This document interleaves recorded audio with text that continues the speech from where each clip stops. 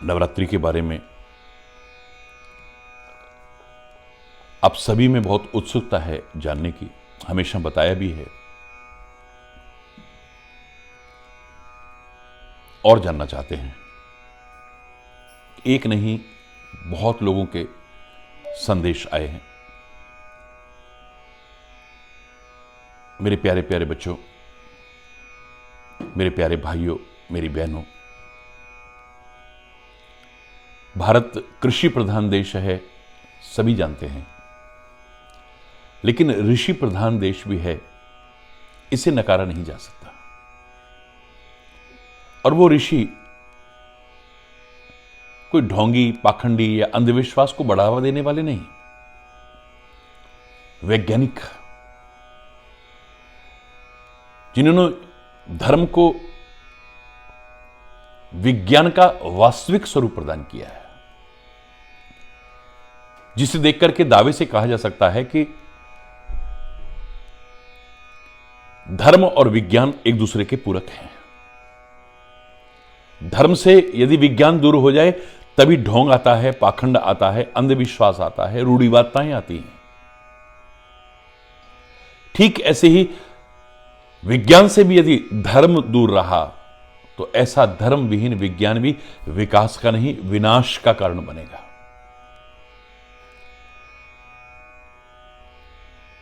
धर्म और विज्ञान को अलग नहीं कर सकते हैं अगर इसके वास्तविक मर्म को समझना है तो। मैं नवरात्रि की बहुत बहुत हार्दिक शुभकामनाएं भी देता हूं, बहुत बहुत हार्दिक बधाई भी देता हूं। इस अवसर पर हृदय से बहुत बहुत आशीर्वाद प्रदान करता हूं। लेकिन मेरे प्यारे बच्चों, उन वैज्ञानिक ऋषियों ने अधिकांश जो पर्व, जो त्योहार, जो उत्सव रखे, मौसम परिवर्तन के समय रखे हैं, जिनका प्रभाव देखने को मिल सकता है। शारदीय नवरात्रियां, इन नवरात्रियों के बाद सर्दियां प्रारंभ होने वाली हैं। स्वाभाविक है इसका स्वास्थ्य पर भी प्रभाव पड़ने की संभावनाएं प्रबल बनती हैं, तो सावधान किया जाता है। ये नवरात्रि का जो आयोजन किया गया, जहां एक और नवद्वारों पर संयम का संदेश देता है, नवदा भक्ति के क्रम में आगे बढ़ते हुए शक्ति संपन्न होने का संदेश देता है, वहीं हमें जागरूक करता है, सावधान करता है कि आने वाला सर्दियों का समय आपके शरीर पर किसी प्रकार का कोई दुष्प्रभाव न छोड़े। इसके लिए बहुत ज्यादा आवश्यक है कि आप अपना खान पान शुद्ध रखें, सात्विक रखें, संयमित रखें, संतुलित रखें, अपनी दिनचर्या को नियमित बनाएं, संयमित बनाएं, संतुलित बनाएं, तो होने वाले दुष्प्रभावों से बच सकते हैं। नवरात्रि में जो आप क्रम प्रारंभ करते हैं, सीधे सीधे अगर आप देखें, प्रातःकाल उठना, स्नान करना, मंदिर में जाना, पूजा पाठ करना, व्रत उपवास इत्यादि रखना, पाठ करना, ये सब उसी का एक अंग है। और इसमें जो प्रमुखता से की जाती है हमारे यहां नवरात्रियों में, शक्ति की उपासना की जाती है। तो कभी गहराई से विचार कीजिए कि शक्ति के महत्व को कौन नकार सकता है। अब आप किस रूप में करते हैं शक्ति की उपासना, विभिन्न रूपों में हमारे सामने है, लेकिन शक्ति के महत्व को नकार कौन सकता है। कहने वालों ने यहां तक कहने में संकोच नहीं किया, मैं क्षमा चाहते हुए कहूंगा कि शक्ति विहीन शिव भी शवतुल्य है। शक्ति न रहे तो शवतुल्य हो जाएगा व्यक्ति, मुर्दे जैसा हो जाएगा। पावन गुरुद्वारे में जाएं तो वहां भी अरदास में प्रथमे भगवती सिमर कहे। हमारे यहां भगवान श्री राम के अवतार में देखें तो उन्होंने शक्ति की उपासना की है, श्री कृष्ण ने शक्ति की उपासना की है, संतों महापुरुषों ने शक्ति की उपासना की है, ऋषि मुनियों ने शक्ति की उपासना की है, देवी देवताओं ने शक्ति की उपासना की है। तो इस प्रकार के जो उल्लेख मिलते हैं ये बताते हैं कि शक्ति के महत्व को नकारा नहीं जा सकता है।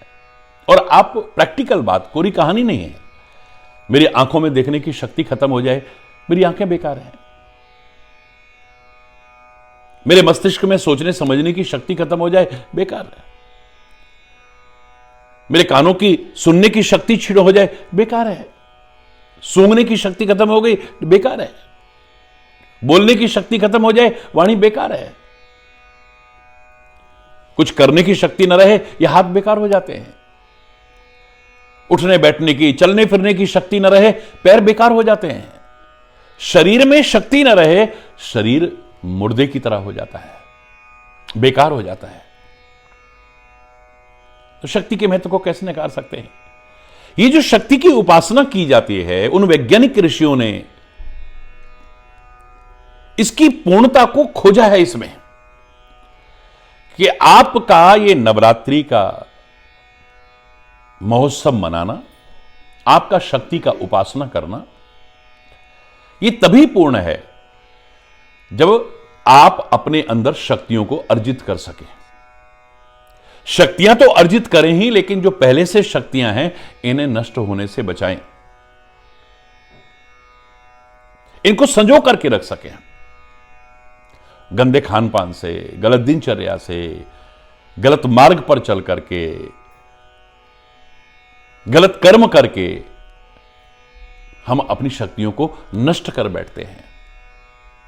तो मेरे प्यारे बच्चों, मेरी प्यारी बहनों, मेरे प्यारे भाइयों, ये नवरात्रि की जहां मैं शुभकामनाएं दे रहा हूं, बधाई दे रहा हूं, आशीर्वाद प्रदान कर रहा हूं, वहीं उन ऋषियों के वैज्ञानिक चिंतन को आगे, वैज्ञानिक ऋषियों के चिंतन को आगे रखते हुए आपसे ये मैं कहना चाहूंगा कि मौसम परिवर्तन है। अब देखिए, कभी भी हम पहले वरदान दिया करते थे, आशीर्वाद दिया करते थे, तो आज के गानों की तरह औपचारिक नहीं गाते थे कि तुम जियो हजारों साल। हमें भी पता है 1000 साल कौन जिएगा। वैसे तो आप अच्छे कर्म करो तो हमेशा हमेशा के लिए आप अमर हो सकते हैं। साल के दिन हो 50,000 नहीं, हम प्रैक्टिकल, हमारी भारतीय संस्कृति व्यावहारिक होना सिखाती है। जीवेम शरदः शतम, आप 100 सर्दियों तक जिए, तब एवरेज आयु 100 वर्ष होती थी। तो कहा था 100 सर्दियों तक, 100 गर्मियों तक क्यों नहीं कहा? 100 बारिशों तक क्यों नहीं कहा? क्योंकि सर्दियों में कुछ रोग स्वाभाविक प्रकोप करना प्रारंभ कर देते हैं, विभिन्न प्रकार की शारीरिक परेशानियां सामने आने की संभावना बन जाती है। तो अगर आप सर्दियों को ठीक से निकाल गए तो आगे संभावनाएं कम हो जाती हैं इस प्रकार की विकृतियां आने की। तो सर्दियां आने वाली हैं, आप अपनी दिनचर्या को अच्छी बनाएं, अपने खान पान को अच्छा बनाएं, शुद्ध बनाएं, सात्विक बनाएं, संयमित बनाएं, संतुलित बनाएं। ये नव चेतना, नव संदेश, नव जागृति पैदा करने के लिए नवरात्रि का महोत्सव हमारे सामने आता है। हम इसके महत्व को समझें, स्वीकारें और अपनाएं, लाभ उठा पाएंगे। जय माता दी। हरि बोल, हरि बोल, हरि बोल।